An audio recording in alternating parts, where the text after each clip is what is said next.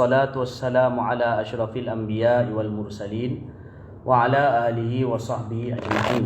Subhanaka la ilma lana illa ma 'allamtana innaka antal alimul hakim. Wala haula wala quwwata illa billahil aliyyil azim.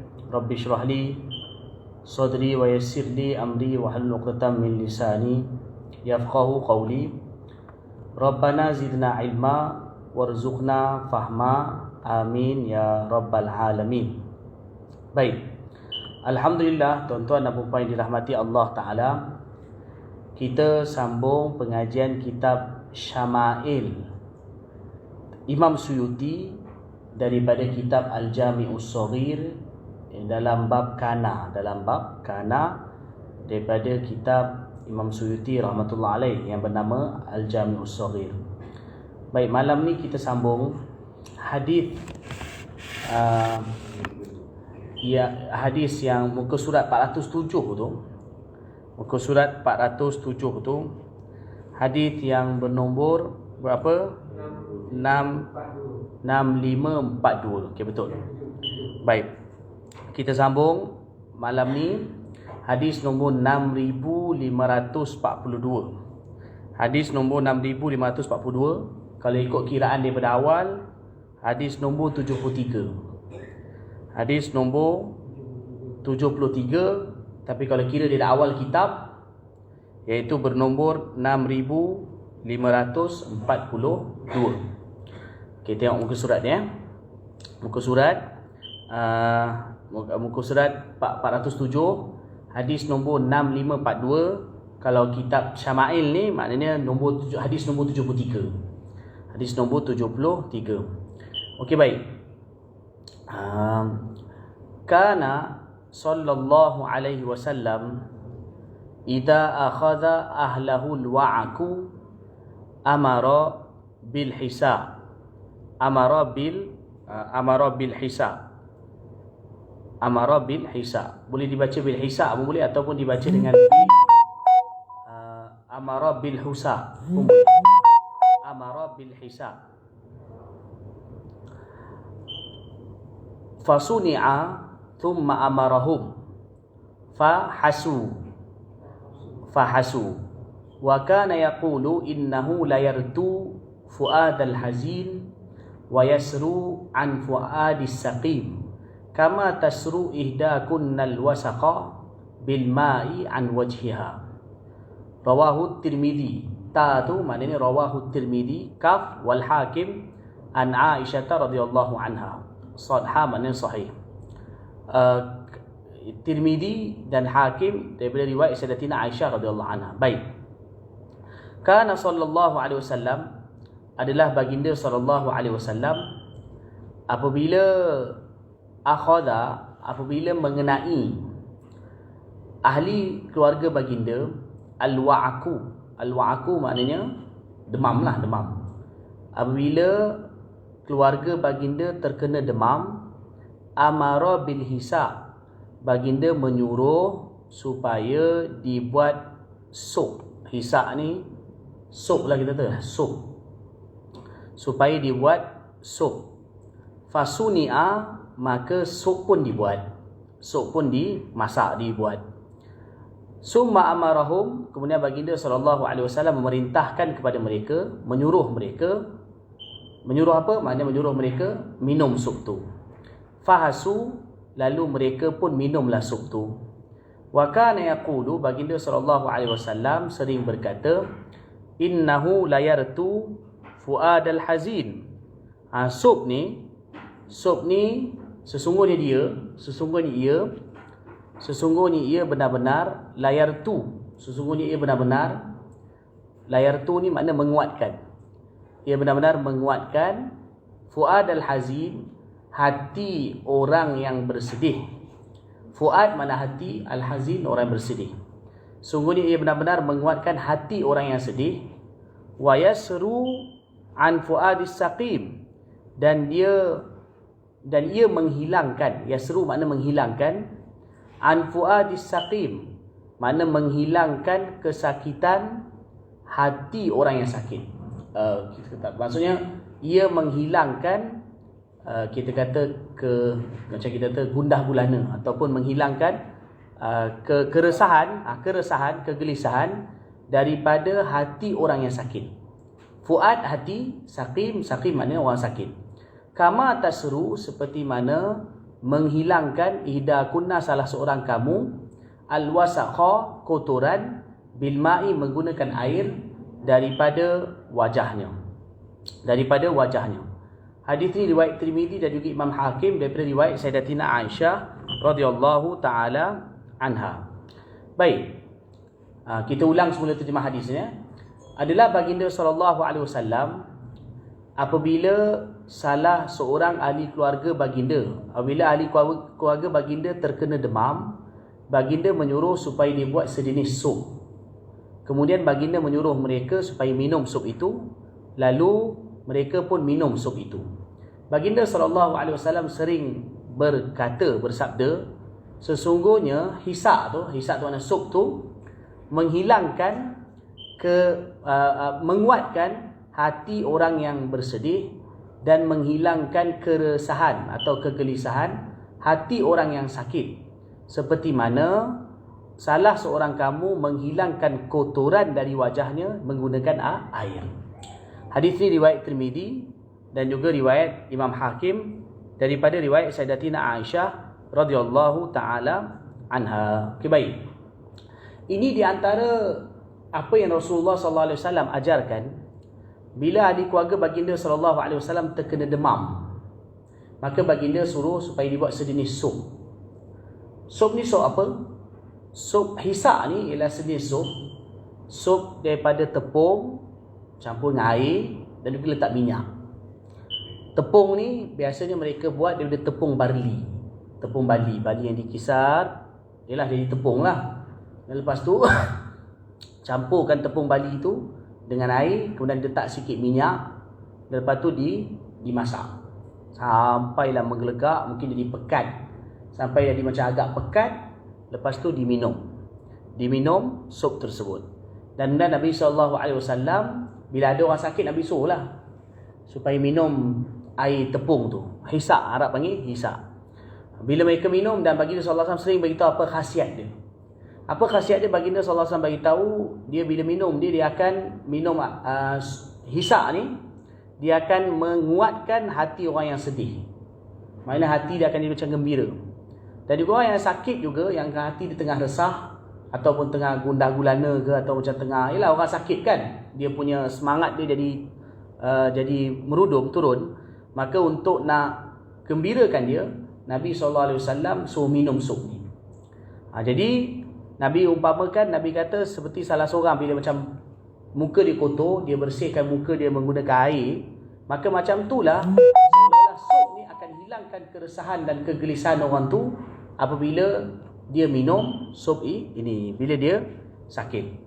Ini maksudnya nak bagi tahu antara kelebihan minum sup ni. Kan dia bukan sup daging ni. Sup daripada tepung lah. Sup daripada biasanya dia orang buat dari tepung Bali.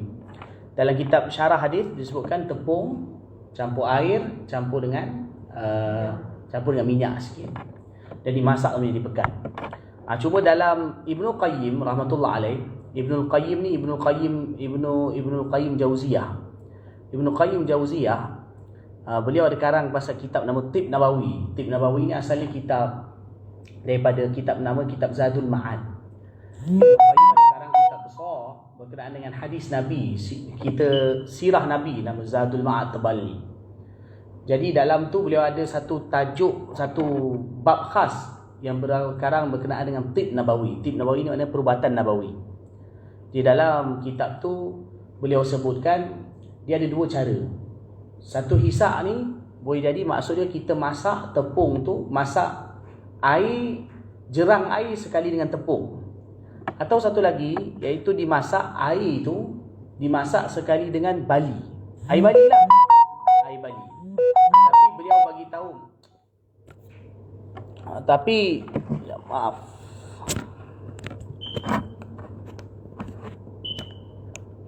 Tapi beliau memberitahu apakah caranya.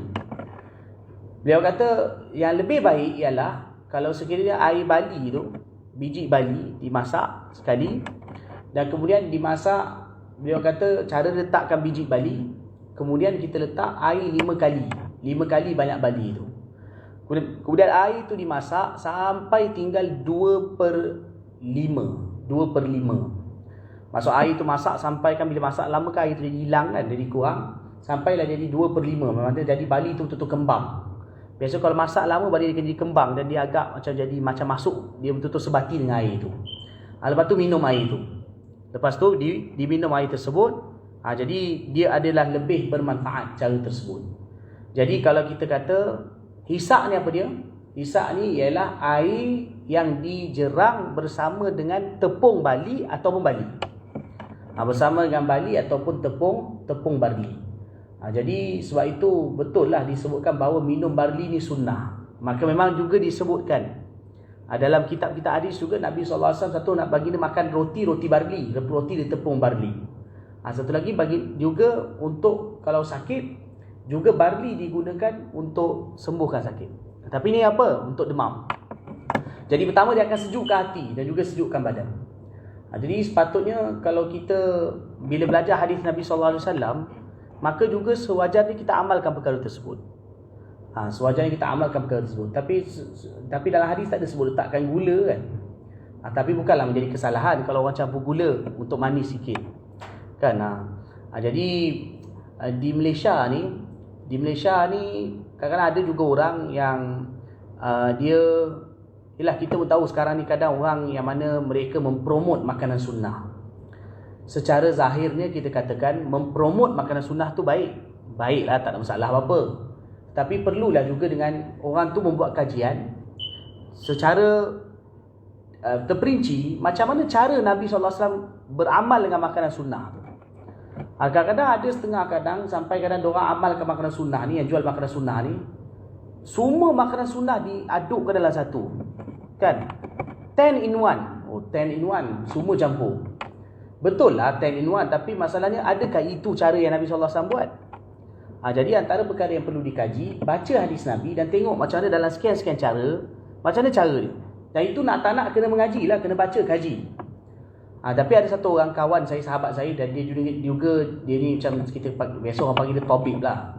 Tabib orang biasa panggil nama Tabib Iqbal. Tabib Iqbal ni dia duduk Kelantan. Jadi beliau ni orang yang betul-betul kaji bersama makanan sunnah, sampai pergi ke banyak negara dan kaji bersama makanan sunnah.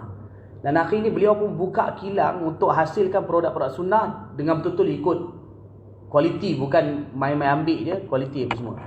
Jadi beliau ni ada kedai kilang kat Kelantan. Kalau kilang itu memang saya pun kadang ambil juga makanan sunnah beliau, madu pun semua beliau jual. Tak dinafikan harganya mahal sikit sebab beliau semua proses sendiri, tak buat dengan orang lain. Apa je yang makanan sunnah tu beliau proses sendiri, buat dan kemudian jual. Nama kedai itu kalau tuan-tuan tengok kat Kelantan, kedai ini nama Masdar. Masdar, MASSDAR. Masdar. Nama kedainya. Terkenal juga. Dulu pernah sekali Ma'an An-Nur pun ada panggil beliau. Dulu Ma'an An-Nur janda baik juga ada panggil beliau untuk bagi ceramah pasal amal makanan sunnah ni. Jadi beliau memang betul lah, beliau membuat kajian, bukan main, orang kata main-main setakat nak berniaga, tapi beliau menghasilkan sendiri produk-produk ni. Dan antara yang beliau jual juga ialah tepung bali. Dan kalau kita tanya dengan dia cara, dia akan beritahu cara sekali macam mana yang berdasarkan sunnah Nabi. Jadi kalau antara yang saya pernah ingat, saya pernah beli dengan beliau tepung bali, dan beliau ajarkan kepada saya macam mana cara nak guna tepung bali tu. Dan memang apa yang beliau ajarkan, kalau kita baca hadis macam tu cara dia. Jadi kita memang jumpa bahawa antara cara ni ialah tepung bali itu sama ada satu kita masak bali. Itu ulama sebut dalam kitab, bukan saya reka-reka. Ulama sebut dalam kitab, satu kita masak tepung bali, masak sampai air dihilang banyak. 2 sampai 5, jadi 5 bahagian jadi tinggal 2/5. Lepas tu boleh minum air itu. Itu bagus. Itu Ibnu Qayyim sebut. Tapi dalam syarah hadis juga sebutkan satu lagi, iaitu tepung bali itu dimasak, bila demam minum. Subhanallah. Jadi memang kita ni, alhamdulillah saya pun kadang-kadang amalkan, memang masya-Allah kita rasa betul-betul kesan dia. Tapi hari ni kalau kita pergi kat farmasi, kat hospital, dia mana pernah nak ajar kita pasal cara Nabi. Dia ajar apa yang diorang ajarlah. Kita tak payah nafikan pun, tak ada masalah pun benda tu. Tapi apa dia beza dia, apa yang kadang-kadang Nabi SAW ajar pada kita, kalau kita amalkan, Bila kita amalkan untuk ikut Nabi, di situ kita dapat dua faedah. Satu, pertama, faedah ikut sunnah Nabi. Itu yang besar. Dan nombor dua ialah satu sudut duniawi pun kita dapat. Sehatlah. Sehat. Dan perubatan yang Nabi SAW ajarkan secara umum pada kita ialah tidak ada side effect. Side effect itu adalah tak ada. Kerana perubatan lain ni tanpa menafikan kerana ada side effect. Kan? Orang-orang yang mengaji perubatan pun tahu side effect ni, tapi ada side effect kadang. Tapi perubatan Nabi SAW tak ada side effect. Kan? Tapi kena cara betul lah. Cara betul macam Nabi tunjukkan. Itu yang kena diamalkan. Baik. Ni boleh amal ke lah? Dapatkan. Kalau siapa pandai proses, carilah proses kan. Tapi saya tak nafikan. Tepung Bali ni dia kita dah biasa dengan tepung gandum. Itu yang saya tak nafikan. Tepung gandum ni kalau kita masak cekodok ke apa ke sedap. Tepung Bali ni kurang sikit. Dia tak kalau orang tanya rasa dia kurang sikit, tak macam tepung gandum. Tapi kita bolehlah buat lempeng ke apa benda, tapi tetap rasa tak ni. Tapi di situ menunjukkan Nabi SAW punya makanan simple. Nabi tak makan mewah-mewah. Nabi punya makan simple. Kita je makan sedap. Jadi kita dah terbiasa roti gardenia yang betul-betul putih, lembutnya. Kita kalau kena roti keras tak boleh makan, kita jawabnya. Tapi Nabi SAW punya roti keras dan Nabi SAW punya roti dibuat dari tepung Bali. Itu kita dah baca hadis tu dalam kitab Syama'il. Okey, baik, sambung. Boleh amal dapatkan tepung Bali ke. Tapi kalau Bali tak ada masalah. Kan, sesiapa kau demam cuba buat. Bali, masakkan. Taklah semestinya sampai kena 2/3, tapi masakkan Bali, bagi minum pada orang sakit. Minum air Bali. Ya, boleh juga makan sekali, tak ada masalah. Maknanya Bali air tu dan juga makan sekali Bali tu pun tidak ada masalah. Mai dua cara, sama ada tepung Bali dibuat sup ataupun air Bali. Air Bali dan juga minum sekali dengan barli. Mungkin tak ada masalah juga kalau dicampurkan dengan gula sikit ke kan, wallahualam kan. Tapi kalau mungkin tak ada gula lebih baik kot. Ataupun salah satu cara dia campur dengan madu. Campur dengan madu untuk bagi manis sikit. Okey, sambung. Okey, baik. Itu hadis tu riwayat Tirmizi dari riwayat Imam Hakim daripada Sayyidatina Aisyah radhiyallahu taala anha. Imam Tirmizi kata hadis ni hadis hasan sahih. Imam Hakim kata sahih. Dalam situ ada isyarat kan, sahha tu makna sahih. Okey, hadis terusnya. Kana sallallahu alaihi wasallam. Saya nak tanya, dalam majlis kita ni ada ke doktor? Tak ada ke? Tak ada. Abang Zaidi bertanya saya, aku ada ke doktor kan? Kadang-kadang bagus juga, kadang dalam majlis kita ada doktor, kadang-kadang kita boleh tanya kan. Kadang bagus juga. Dulu saya pernah mengajar kat masjid Lavender Heights. Saya cerita pasal satu hadis Nabi pasal kandungan. Dan saya kata kalau di dalam majlis tuan-tuan yang ada doktor, apa yang saya cakap ni saya nak minta pengesahan nanti lepas majlis. Tapi doktor tu malu dalam kelas, dia diam je. Lepas dah habis majlis barulah lepas tu dia jumpa saya. Dia tu, Ustaz, apa yang Ustaz cakap tu betul macam dalam hadis Nabi. Hadis tu cerita pasal kandungan. Kandungan dalam perut ibu kan. Kandungan ditiup dalam perut ibu. Kalau kita biasa dengar 4 bulan kan. Tapi ada riwayat lain sebutkan, bahkan para ulama kata dari segi lafaz lebih sahih, iaitu kandungan bila dah lekat. Sebenarnya kandungan tu dah mula hidup bukan 4 bulan. Bahkan 40 hari ke atas dah boleh hidup. Kan? Dan sebenarnya hadis tu pun ada. Dan para ulama kata hadis yang beritahu 40 hari ialah hadis tu adalah lebih, lafaznya lebih tepat dan lebih sahih. Tapi cuma hari ni, zaman ni ditunjukkan bahawa kandungan boleh hidup bila selepas lekat tak sampai 4 bulan pun. Bahkan kadang-kadang tak sampai 4 bulan, 40 hari ke atas dah boleh hidup dah. Jadi benda itu yang mana menjadi persoalan saya sejak lama, tapi alhamdulillah terjawab dengan hadis. Hadis dah ada. Tapi kemudian kajian sekarang pun tunjukkan perkara tersebut. Kan? Inilah mungkin ada ibu-ibu ada pernah mengandung, kadang sekarang ni down scan. Kan? Tak sampai 4 bulan dah hidup punya. Sebab bila dah ada tanda gerak-gerak orang scan kan, gerak-gerak tu dah hidup. Bila dah hidup maknanya dah masuk roh. Tapi hadisnya ada tak? Hadis tu Nabi dah bagi tahu. Hadis dekat mana yang Nabi bagi tahu dalam Sahih Muslim? Nabi kata bila kandungan dihimpunkan dalam perut ibu, Nabi kata 40 hari setitis mani. Kemudian 40 hari ialah apa? Lepas mani apa? Seketul darah. segumpal darah. Kemudian 40 hari lagi seketul daging. Okey, biasa disebutkan orang faham 40 hari tambah 40 hari tambah 40 hari. Maknanya jadi 4 bulan. Jadi 4 bulan. Kalau 4 bulan itu satu tempoh yang lama betul. Tapi rupanya ada hadis lain yang Sahih Muslim, bahkan lafaz lebih tepat, ialah disebutkan bahawa sebenarnya kandungan itu yang kata 40 hari itu bukan maknanya 40 hari tambah 40 hari tambah 40 hari. Tapi 3 proses tu, air mani dan juga segumpal darah dan seketul daging, semua itu dalam tempoh 40 hari. 40 hari. Jadi para ulama kata lafaz tu lebih sahih dalam Sahih Muslim. Maka bila dilihat, rupanya betul sekarang ni kajian sekarang membuktikan perkara tersebut. Sebab tu kadang-kadang kandungan belum sampai 2 bulan, dekat-dekat nak 2 bulan, kita tengok dah hidup dah. Ada hidup. Itu yang bila perkara tu berlaku, kadang-kadang saya pun muskil. Kata 4 bulan, tapi rupanya ada hadis beritahu 40 hari. Dan sebenarnya hadis Nabi tepat. Merangkumi semua. Maksudnya, sebenarnya air mani dalam tempoh 40 hari itu lagi dah sempurna sampai jadi 3. Maknanya 40 hari itu dah 3-3. Maknanya mula-mula air mani. Air mani lekat tu sekejap je. Air mani nak bertukar jadi ke darah, begitu sekejap. Tak lama. Seminggu, 2 minggu. Lepas tu bertukar jadi daging. Itu semua tu dah 40 hari. Bukan 40 hari tambah 40 hari punya. Jadi riwayat yang lebih tepatnya ulama kata, dia berlaku dalam tempoh tu semua 40 hari.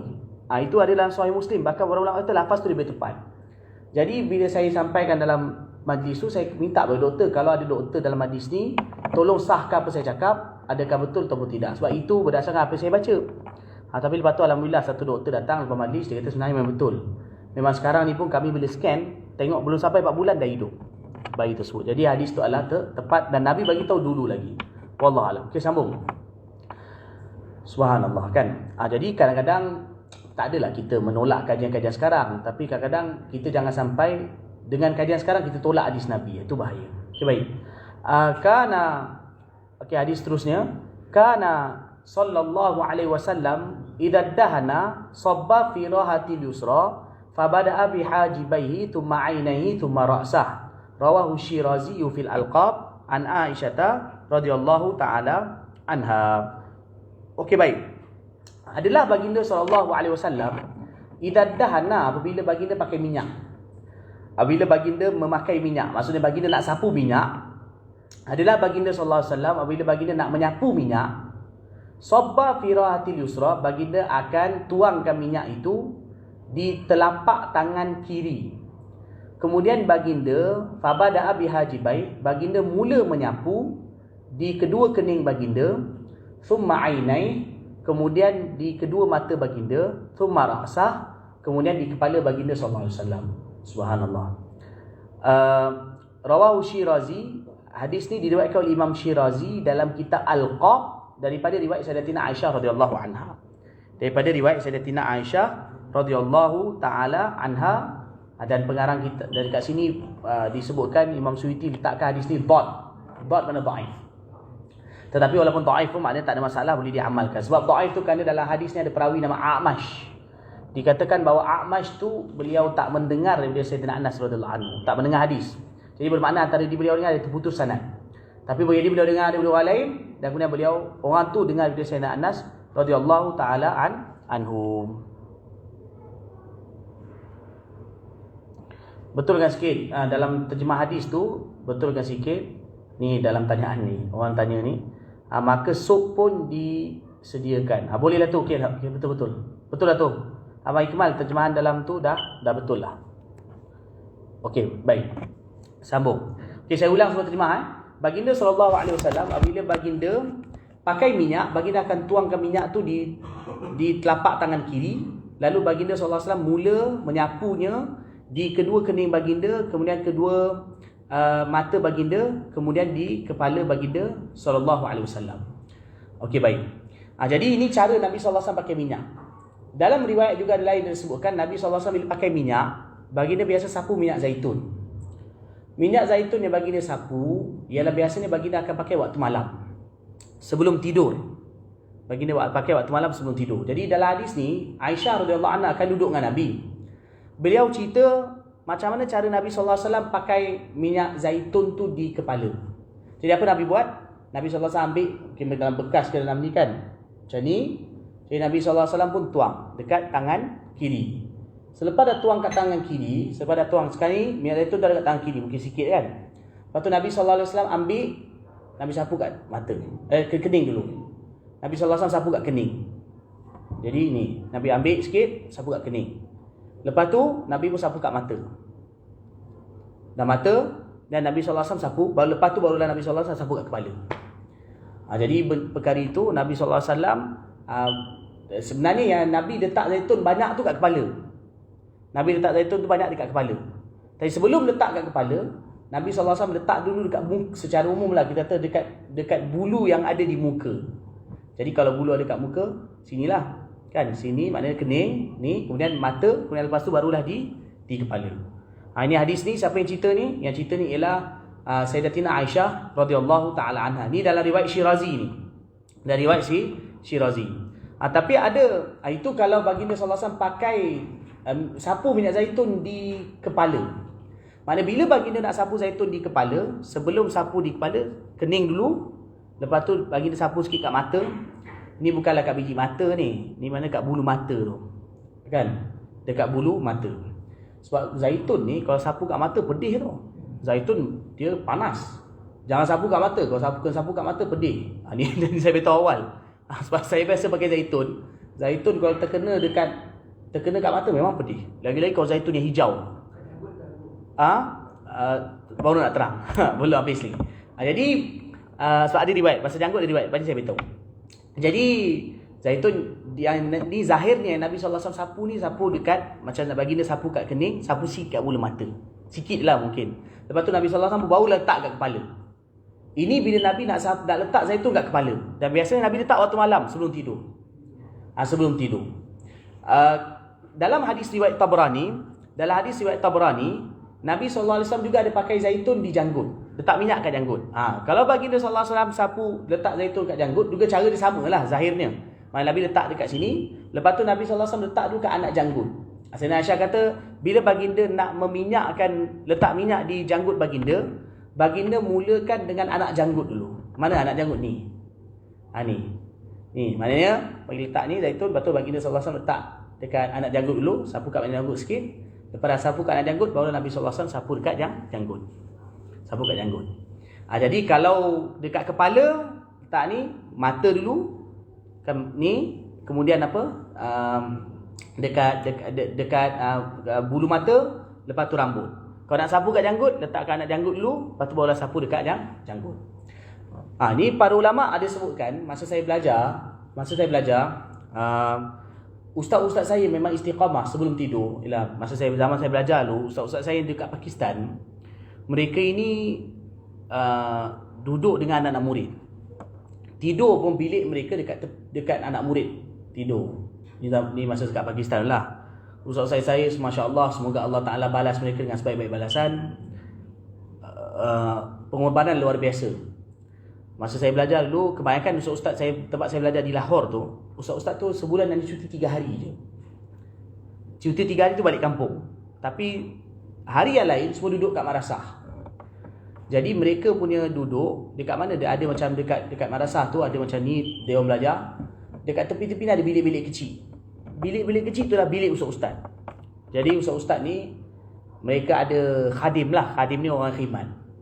Biasanya semua pelajar. Jadi apa yang kita lihat malam-malam, jadi anak-anak murid kadang-kadang adalah yang datang sapukan minyak kat kepala sebelum ustaz tidur. Sapukan minyak, kadang yang baju-baju mereka juga dibasuh anak-anak murid mereka yang pelajar-pelajar lah. Jadi apa yang dilihat sebelum tidur, memang saya lihat ustaz-ustaz saya, antara contoh Maulana Abdul Rahman apa semua pun dah meninggal. Jadi sebelum tidur mereka akan sapu zaitun. Antara yang saya pernah lihat depan mata, bila mereka sapu zaitun kat kepala, dan saya juga pernah berpeluang berkhidmat untuk perkara tersebut kepada ustaz saya Maulana Ihsanul Haq rahmatullah alaih. Hafizahullah, masih hidup lagi. Maulana Ihsanul Haq ni anak murid pada Maulana Zakaria. Maulana Zakaria ni ialah pengarang Fadail Amal. Pengarang Fadail Amal tu anak murid dia Maulana Ihsanul Haq, dan saya berguru dengan Maulana Ihsanul Haq tu di Pakistan. Jadi bila petang-petang atau kadang malam-malam, beliau minta supaya dekat kepala beliau diletakkan zaitun nak tidur.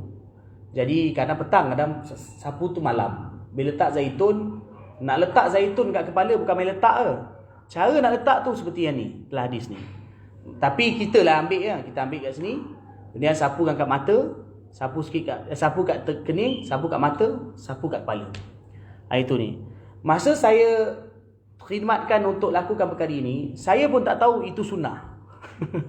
Kita hanya ikut orang dulu je. Kawan-kawan kata, nanti kau kalau letakkan minyak, kau buat macam tu tau. Jadi kawan saya pesan macam tu, saya pun buat je. Tapi rupanya barulah tahu, rupanya mana suruh macam tu ialah kerana hadis Nabi. Jadi pentingnya nak bagi tahu hadis Nabi SAW, bila kita belajar, setiap perkara akan ditunjukkan oleh Nabi SAW. Jadi ni kita belajar ni, amalkan. Jadi kalau malam-malam ni, amalkan, letak zaitun kat kepala. Tapi tuan-tuan dan puan dirahmati Allah Ta'ala, ni ada tanya, guna jari telunjuk ke? Tak disebut dalam hadis tu, tapi tak ada masalah lah. Guna jari telunjuk tu jari ni boleh saja, tak ada masalah. Mana guna jari apa tak ada masalah.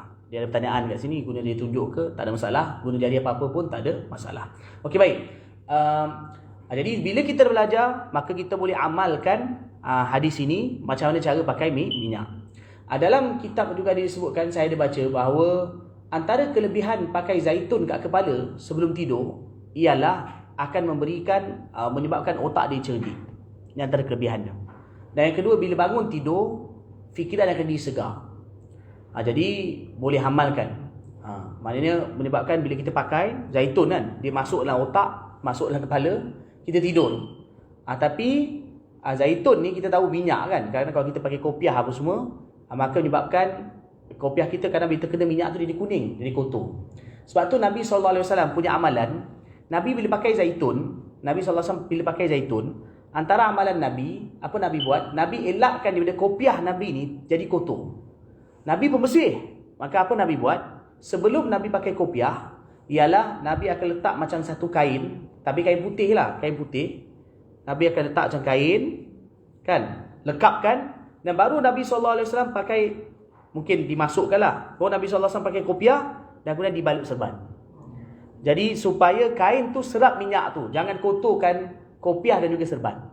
Itu tak tunjukkan Nabi SAW punya membersih. Dan hadis tu ada dalam Syama'il. Jadi itu. Tapi kalau kita, mungkin kalau kita bangun pagi, kalau kita mandi, hilanglah minyak tu. Tapi zaman dulu Nabi SAW kadang-kadang bila duduk kat ni, kadang-kadang bukan senang nak jumpa apa? Nak jumpa minyak. Nak jumpa air. Nak jumpa air, jadikan itu Nabi SAW tutup, lekap dengan kain supaya kain tu serap minyak tersebut. Okey, sambung. Khair. Jadi hadis yang seterusnya, kana sallallahu alaihi wasallam idza arada al-hajata lam yarfa' thawbahu hatta yadnuwa min al-ardi. Rawahu Abu Dawud wa Tirmidzi. Rawahu Abu Dawud wa Tirmidzi. Wa an Anas radhiyallahu anhu wa an Ibnu Umar. Kemudian ada lagi wa Tasin. Tasin tu mana rawahu Tabrani fil Awsat. Tasin tu iaitu maksudnya rawahu Tabrani fil Mu'jamil Awsat an Jabir radhiyallahu taala anhu. Okey, jadi hadis ni rawahu Abu Dawud wa Tirmidzi an Anas radhiyallahu anhu wa Ali bin Umar radhiyallahu taala anhuma wa rawahu Tabrani fil Awsat fil Mu'jamil Awsat an Jabir radhiyallahu anhu sahih. Okey, baik. Adalah baginda sallallahu alaihi wasallam apabila baginda hendak qada hajat. Apabila baginda sallallahu alaihi wasallam hendak qada hajat, maka baginda sallallahu alaihi wasallam tidak akan angkat pakaian baginda sehingga baginda mendekati bumi.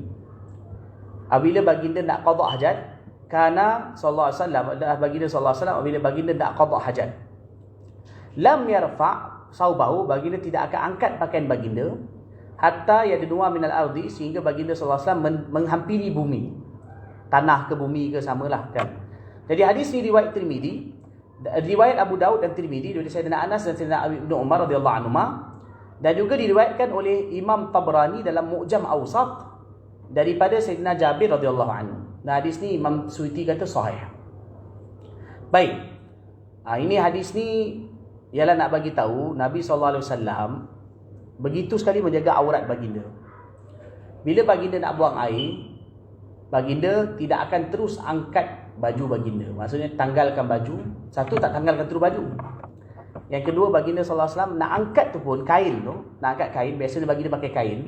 Bila baginda dah rapat kat bumi, maka baginda sallallahu alaihi wasallam barulah angkat kain baginda sallallahu alaihi wasallam. Supaya apa? Maknanya supaya tak tersingkap aurat. Jadi bila dah hampir dengan bumi, maka barulah Nabi sallallahu alaihi wasallam singkap kain baginda sallallahu alaihi wasallam. Ni maksud nak bagi tahu baginda sallallahu alaihi wasallam begitu sekali ambil berat untuk jaga aurat. Maknanya baginda ambil berat untuk jaga aurat. Kerana itu Nabi sallallahu alaihi wasallam tidak segera mengangkat kain baginda sallallahu alaihi wasallam. Okey, sambung lagi. Jadi ini hadis ni jelaslah, saya rasa tak ada apa-apa yang ni pun. Kalau macam zaman kita ini, biasa kita memang buang air dalam bilik air kan. Maknanya kalau kita buang air dalam bilik air, juga kalau kita pakai baju, maknanya tidaklah terus kita pergi tanggalkan semua baju. Kalau tak ada keperluan lah. Dan juga tidak juga kita terus, maknanya bila angkat kain pun, maknanya tidaklah terus kita kita terus angkat kain kita sebelum turun. Tapi para ulama kata ini bergantung kepada supaya tak kena najis ataupun tidak. Kalau lah contoh kata tak sesuai, boleh terkena najis, maka kita angkatlah dulu. Sebab yang penting supaya jangan kain kita itu terkena najis. Jangan kain kita itu terkena najis. Okey, sambung. Hadis seterusnya, kana sallallahu alaihi wasallam idza arada al-hajata ab'ada. Adalah baginda sallallahu alaihi wasallam apabila baginda nak qada hajat, ab'ada. Apa makna ab'ada? Baginda akan pergi jauh. Adalah baginda sallallahu alaihi wasallam apabila baginda nak qada hajat, baginda sallallahu alaihi wasallam akan pergi jauh. Baginda akan pergi jauh. Baik. Rawahu tu maknanya rawahu Ibnu Majah. Rawahu Ibnu Majah. Apabila baginda sallallahu alaihi wasallam nak pergi qada hajat, baginda akan pergi jauh. Hadis ni riwayat Ibnu Majah daripada an Bilal bin Al-Harith. Itu betul yang sikit tu. Dia patutnya panjang. Ha tu panjang. An Bilal bin Al-Harith. Haris ha. Lepas sebelum ra tu ada alif. Kalau tambah alif sikit kecil pun cukup. An Bilal bin Al-Harith. Rawahu Ibnu Majah an Bilal bin Al-Harith. Hamim tu makna wa rawahu Ahmad. Nun wan Nasa'i. Nun tu Nasa'i. Ha wa Ibnu Majah an Abdurrahman ibn Abi Quradin an Abdurrahman ibn Abi Quradin radhiyallahu anhu sahih. Baik. Ini hadis ni pula bagi tahu apa dia? Nabi sallallahu alaihi wasallam bila baginda nak qada hajat, baginda akan pergi jauh untuk berselindung lah. Untuk berselindung. Ini sebenarnya juga apa dia? Maknanya kan qada hajat ni makna benda yang kita malu kat orang. Kan nak buang air kan. Jadi baginda sallallahu alaihi wasallam akan pergi jauh. Orang tak nampak, berselindung, maka baginda sallallahu alaihi wasallam akan buang air kat sana. Kan? Jadi hadis ni riwayat siapa? Ibnu Majah daripada Sayyidina Bilal bin Harith radhiyallahu anhu. Itu kalau dalam Ibnu Majah. Dan satu lagi riwayat Ahmad Nasa'i dari Ibnu Majah. Dalam Ibnu Majah juga, tapi daripada riwayat sahabat yang lain, iaitu Abdurrahman bin Abi Qurad radhiyallahu anhu. Okey, baik. Jadi ini zaman dulu, tuan-tuan. Tuan-tuan dan puan-puan yang dirahmati Allah Taala, zaman dulu, kalau kita lihat pada zaman dahulu, memang dulu tandas tak dibuat. Kan? Jadi oleh kerana itu, bila nak buang air, maka terpaksalah pergi jauh. Pergi padang pasir ataupun pergi jauh sikit kat pokok, kat gunung ke apa ke, balik bukit, buang air. Tapi zaman kita sekarang, semua itu dah ada. Kita dah ada bilik air. Jadi tujuan pergi jauh tu untuk elakkan daripada pandangan orang lah. Jadi zaman kita, ini ialah perkara yang kita dah mudah faham. Maksudnya nak senang ceritanya, mana nak buang air, mana tutup lidah orang. Jauh. Tapi zaman kita kau dekat, tapi dah tutup, selesai masalah. Tidak ada masalah. Tapi ada persoalan. Okey. Kita nak elakkan daripada pandangan orang. Asal itu. Pergi jauh tu tujuan supaya orang tak pandang. Kan? Tapi yang tak nak pandang tu manusia. Kalau kita duduk dalam tandas, kalau kita pergi jauh sekalipun, kita hanya mampu untuk elakkan daripada pandangan manusia. Habis Jin kita tak nampak, dia boleh tengok kita. Kan macam mana? Para ulama kata bila kita nak buka aurat, nak buang air mesti kena buka aurat. Jadi memadai untuk elakkan daripada pandangan jin, iaitu dengan baca bila nak angkat kain, atau nak pergi buang air, atau nak mandi, iaitu dengan kita baca bismillah. Satu orang yang bila buka pakaian atau nak buang air, nak mandi ke, memang kena buka pakaian. Jadi cara untuk elakkan daripada pandangan jin ialah dengan baca bismillah. Jadi kalau kita lihat, maknanya di sini ada dua perkara. Untuk elak daripada pandangan manusia, masuk dalam tandas, tutup pintu tandas. Jangan tak tutup pula, kan? Tutup pintu tandas. Okey. Atau kalau zaman dulu pergi jauh. Tapi itu untuk elak dari pandangan manusia. Tapi untuk elak dari pandangan jin ialah dengan membaca bismillah. Paling kurang lah. Habis tanggal pakaian, maka baca bismillah. Satu orang bila baca bismillah time buka pakaian, maka waktu itu mereka tak akan dapat lihat. Dan itu ada dalam hadis. Dalam azkar pun disebutkan. Kan? Maknanya waktu tu jin takkan dapat lihat. Jadi cara dia, tuan-tuan dan puan yang dirahmati Allah Ta'ala, biasanya kita akan buang air dalam tandas, dalam jamban. Jadi sebelum masuk tandas, sebab itu jangan lupa baca doa tandas. Bila kita baca doa masuk tandas, Bismillahirrahmanirrahim, Allahumma inni a'udzubika minal khubuthi wal khaba'ith, maka automatik waktu tu manusia dan jin tak dapat lihat. Manusia tak dapat lihat sebab kita masuk dalam tandas lah. Tapi jin tak dapat lihat ialah apa dia? Bila kita baca doa. Jadi cara waktu bila nak masuk tandas, kita jangan lupa baca Bismillahirrahmanirrahim, Bismillah atau Bismillahirrahmanirrahim, Allahumma inni a'udzubika minal khubuthi wal khaba'ith. Jadi bila kita masuk tandas, tutup pintu tandas, manusia tak nampak. Tapi waktu tu juga tadi dah baca doa, maka jin juga tak nampak. Dan jin pun tak nampak tak nampak kita ni aurat. Tapi kalau tak baca maka boleh lihat. Dan lagi khususnya wanita lebih lagi jaga perkara ini. Bahkan para ulama kata bila masa tadi kita buka pakaian, tanggalkan pakaian, maknanya kena baca doa. Paling kau baca bismillah. Bila tanggalkan pakaian, baca bismillah, automatik jin tak dapat pandang kita punya aurat. Subhanallah, semua perkara diajarkan oleh Nabi SAW. Daripada hadis ni juga, tuan-tuan, sabit bahawa bila satu orang mana para ulama kata dikiaskan dengan hadis ni, bila satu orang melakukan perkara-perkara yang dianggap malu, maka disunatkan lakukan dengan tertutup. Kan? Lakukan dengan tertutup. Apa dia? Contoh kita pun tahulah. Kan? Jima. Kan? Jangan buat depan orang. Apa lagi? Ataupun melakukan perkara-perkara tertutup. Contoh kadang orang cukur-cukur bulu. Dalam kitab sebutkan, orang kadang-kadang cabut bulu ketiak. Cabut bulu. Satu bulu ketiak. Cabut bulu. Kan? Ataupun juga bulu kemaluan. Mana jangan buat depan orang. Okey, mungkin kita kata takkan itu pun tak tahu. Tapi kadang-kadang setengah tempat, kadang selamba je. Kan? Dekat India ni negara miskin. Kalau kita pergi Delhi, dekat Delhi sendiri kadang-kadang tengah-tengah bandar. India ni tak tahu, manusia ramai betul.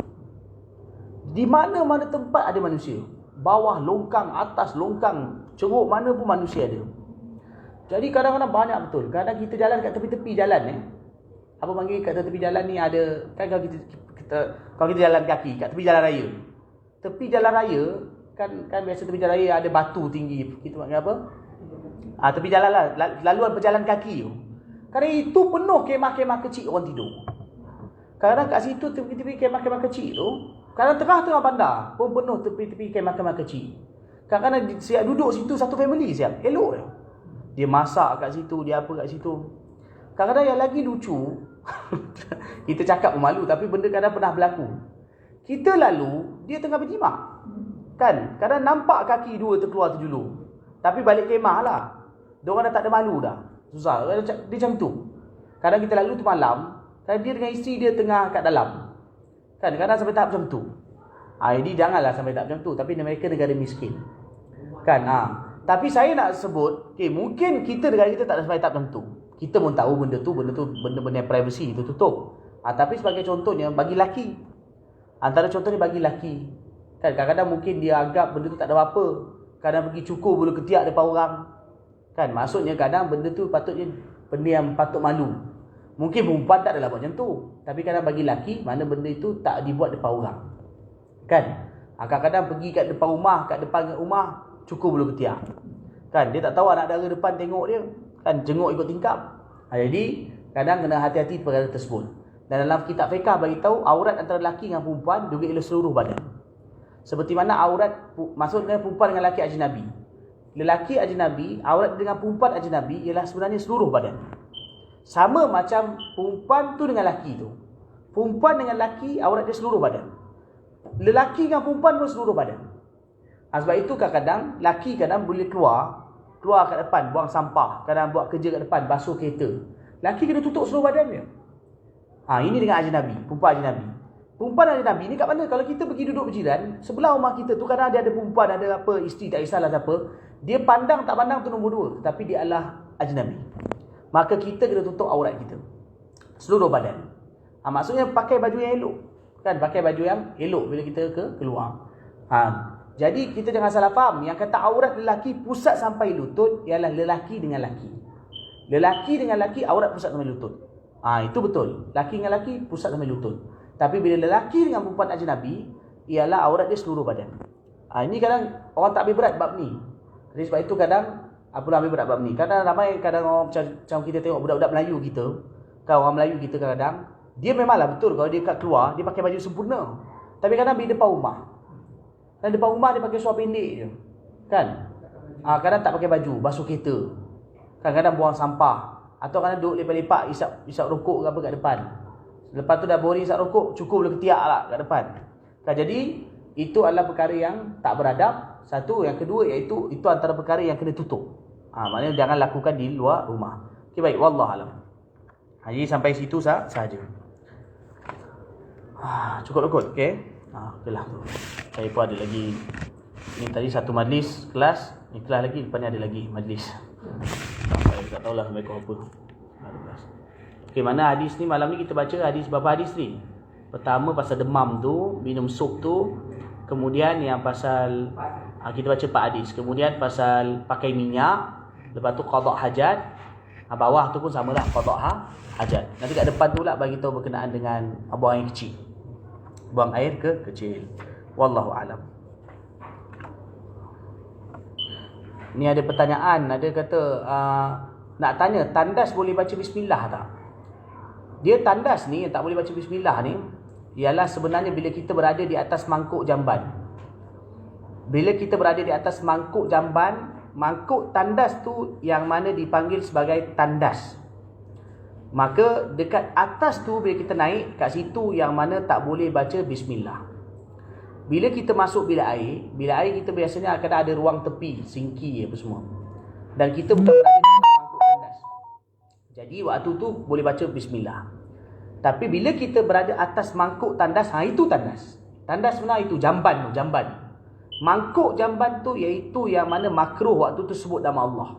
Tapi yang kata kalau kita masuk jamban yang ada benda tu, kalau kita masuk bilik air yang ada jamban tu, dia kata situ. Kalau ikut sebenarnya hakikatnya yang sebenarnya di atas mangkuk jamban tu tak boleh. Sebab kalau kita tengok sekarang, dia begini, yang makruh sebut tu bila kita memang berada ketika nak buang air. Kita akan betul-betul nak buang air di atas mangkuk jamban, itu yang makruh. Tapi sebelum tu tidak. Maknanya kalau kita masuk bilik air, biasa kadang bilik air kita ni mangkuk jamban ujung. Jadi satu lagi sebelum tu ada macam sinki apa semua. Itu bukan tempat buang najis. Kita akan buang najis kat sana. Ya, kita kata macam kotor juga, tapi kita bukan buang najis kat sana. Jadi bila kita nak baca bismillah ke apa, yang makruh tu kat atas bila kita dah duduk atas mangkuk jamban. Sama ada tandas duduk ataupun tandas cangkung ke, itu makruh situ.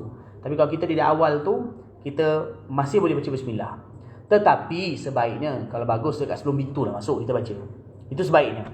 Tapi katalah kita dah masuk, kadang-kadang kita datang, kadang-kadang apa biasa kadang orang buat, kadang sampai dekat mangkuk, dekat sinki dia macam berus gigi, macam bangun pagi, dia masuk, dia berus gigi dulu.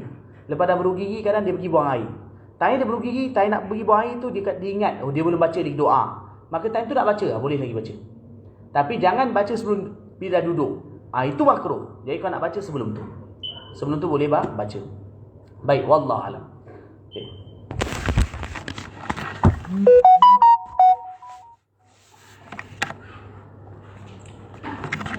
Subhanallah wa bihamdihi, subhanakallahumma wa bihamdika, asyhadu an la ilaha illa anta, astaghfiruka wa atubu ilaik. Subhana rabbika rabbil izzati amma yasifun. Dia tuan-tuan dan puan, apa yang kita baca ni niat untuk amal. Kerana kita bukan nak ke ilmu banyak, tapi nak amal. Kerana itu yang saya itu yang penting kan. Contoh saya cerita tadi ustaz saya. Ustaz saya tengok bila sebenarnya bukan pada ustaz saya, dia mungkin lagi berlaku pada ulama lain. Tapi apa yang kita nak belajar daripada ustaz kita, hadis yang mana cerita pasal minyak, bila dia suruh anak murid minyakkan kepala dia, pun dia ajar. Nak cara minyak macam ni. Zaman tu kita pun tak tahu. Rupanya ada hadis. Rupanya ada hadis. Rupanya baru kita tahu. Maknanya nak bagi tahu orang berberat sunnah Nabi. Jadi seruan kepada diri saya, semua kita abang-abang, kakak-kakak semua, kan makcik-makcik, kita dah belajar hadis Nabi. Bukan setakat kita nak tahu, baru tahu. Bukan masalah baru tahu, kita nak amalkan. Jadi bila hidup kita, kadang kita tahu Nabi ada minum bali, Nabi ada ni bali apa semua, Nabi ada cara buang air, Nabi nak baca ni, kemudian juga apa tadi, pakai minyak. Jadi itu amal. Kan bila kita nak pakai minyak tu, kita amalkan demikian. Itu menunjukkan cinta Nabi sebenar. Dan bila kita buat macam tu, bahawa akan datang dekat kita dengan Nabi sallallahu alaihi wasallam. Baik, wallahu a'lam. Cukup. Dia itulah, satu minyak zaitun ni dia ada banyak jenis. Dia bergantung pada dia punya pickling dia tu. Dia punya apa? Bukan, dia punya apa? Dia punya perahan dia. Satu minyak zaitun yang betul-betul pekat, yang warna hijau. Satu lagi cair sikit. Satu lagi yang warna kuning dia tu. Itu yang paling cair. Jadi kalau setakat kita nak sapu-sapu kat badan, pakai yang kuning tu je cukup. Kalau nak sapu-sapu kat badan, pakai yang kuning tu je. Tapi kalau kata nak masuk dalam salad mentah, itu pakai yang hijau tu. Kalau nak campur dengan ni, itu pakai hijau yang mentah. Tapi kalau kita nak masak banyak ke apa, pakai kuning pun okey. Itu adalah dah okey dah. Minyak zaitun tu. Tapi kalau yang hijau tu, kalau sapu kat muka ke kadang pedih. Dia pekat betul. Dia pekat. Itu kalau terkena mata pedih. Tapi kalau kuning tu terkena mata kurang sikit. Ini pengalaman saya lah. Pengalaman saya bila pakai zaitun. Saya sendiri sapu kat badan semua, saya pakai yang kuning je. Jangan pakai hijau. Hijau tu memang betul-betul pekat betul. Hijau ni biasa kata orang masak-masak macam orang putih. Dia masak salad-salad, dia dah tahu zaitun. Atau kadang dia campur dengan, adalah macam acar diorang ada yang orang putih punya kan. Diorang campur zaitun. Tengok orang putih sini, barat sini ambil berat untuk letak zaitun. Diorang tahu benda tu baik. Tapi bila sampai ke orang Islam, diorang tak nak beritahu. Sebab diorang nak kita jauh dari sunnah Nabi. Itu biasanya mereka buat. Diorang dah kaji semua. Diorang takkan bagi kita dekat dengan Nabi. Itu je tujuan dia. Baik, Allah. Ya.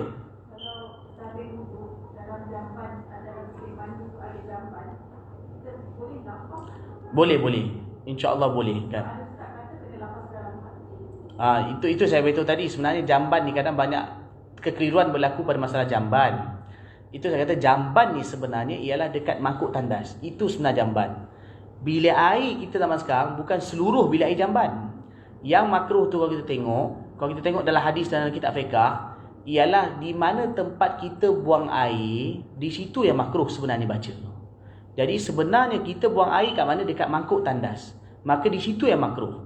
Tapi di tepi tu, ialah sebenarnya itu bukan tandas. Itu kita panggil tandas, tetapi sebenarnya itu bukanlah tempat kita buang air. Jadi kalau kita tengok betul-betul secara halusnya, tempat buang air kita itulah sebenarnya makruh.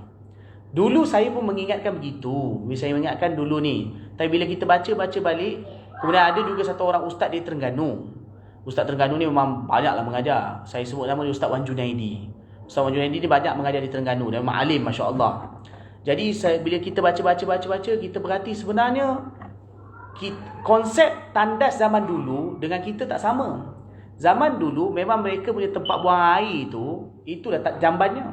Tapi zaman sekarang kita dah maju, kita besarkan tandas kita. Jadi kalau kita dah besarkan tandas kita, bukan seluruh tandas kita adalah jamban. Jamban tu tempat buang air je. Maka kerana itu kalau kita perhalusi konsep jamban kita zaman sekarang, iaitu kita punya makruh tu sebenarnya kat atas jamban tu lah. Tepi tu, kat situ tak ada buang najis pun. Secara umum lah, dekat sinki kita tak buang najis, tak kencing kat situ. Kan? Dekat tempat mandi pun, yalah secara umumnya orang tak buang najis kat situ. Orang akan buang najis kat jamban. Jadi, yang dekat tepi tu kita anggap dia adalah bersih. Maka dekat situ, tak ada masalah untuk baca bismillah apa semua. Tapi, kalau sampai ke atas mangkuk jamban, kat situ jangan baca. Tapi kalau lah mungkin kita rasa syak, kita kata ini pun kotor, bacalah kat luar. Tapi saya kata ni kalau kita nak masuk dalam tandas, kita macam tadi kan saya bagi contoh tengah berus gigi ke apa ke berogi, kan kita nak buang air. Masih boleh lagi baca bismillah. Tapi kalau kita nak hilangkan syak apa semua, bagus kat luar lah. Itu adalah lebih baik. Tapi bukanlah sampai bila masuk dalam tak boleh langsung baca. Masih boleh baca selagi belum duduk di atas mangkuk jamban. Ataupun ni. Tak apa, insya-Allah boleh kan, insya-Allah baca dalam hati boleh. Faham. Masa ambil wuduk boleh insya-Allah. Lepas ni insya-Allah tak ada masalah. Kita dalam bilik air kita ambil wuduk semua tak ada masalah. Kan jadi tak ada masalah kita baca bismillah tu. Tapi bila di atas mangkuk jamban jangan bacalah. Itu makruh. Itu makruh. Baik.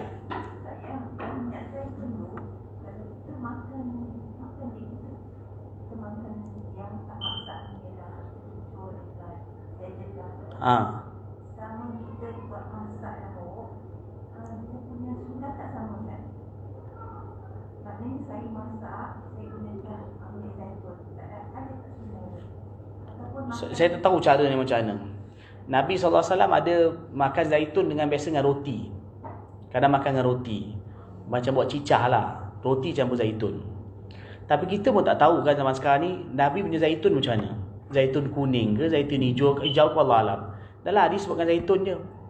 Kan yang sekarang ada tu kajian lah. Kita nak tentukan tu susah. Contoh macam tadi ada pertanyaan dia dah Abang Hikmal. Abang Hikmal tanya dengan saya kan, bila Nabi sapu tu pakai jari apa? Telunjuk ke apa? Kita tak tahu, tak pasti. Jadi kita katakan benda tak pasti ni, tak apalah, kita boleh pakai umum. Contoh nak pakai jari ni pun ni, yang penting cara tu kita tahu. Sapu kat sini tu, mungkin pakai 2 jari, pakai 1 jari, tak timbul masalah. Okay, kembali pada persoalan, maknanya kalau minyak zaitun tu macam mana cara penggunaan dia. Yang penting maknanya zaitun, kita nak makan dengan apa tak ada masalah. Kan cara penggunaannya zaitun tu macam mana? Mungkin makan dengan salad, mungkin makan dengan roti, tak ada masalah. Tapi yang ada dalam riwayat sebutkan dengan roti. Tapi kalau kita nak makan benda lain tak ada masalah. Saya pun tak tahulah zaitun yang Nabi punya zaman Nabi tu macam mana. Hijau ke, zaitun kuning ke, wallahu alam. Kan, tapi kalau kita pergi negara Arab, secara umum orang Arab yang memang amal zaitun, lagi-lagi negara Algeria apa semua negara yang berbelah maghribi ni, diorang amal zaitun. Mereka banyak guna zaitun. Zaitun mereka memang zaitun kuning, hijau. Dan mereka kata itulah zaitun terbaik. Zaitun yang perahan pertama tu, itu pekat betul. Tapi kadang-kadang kalau kita pakai zaitun tu kalau kat badan, pedih. Yang pengalaman saya pedih. Sebab itu saya pakai yang kuning. Jadi kuning tu dah cair sikit.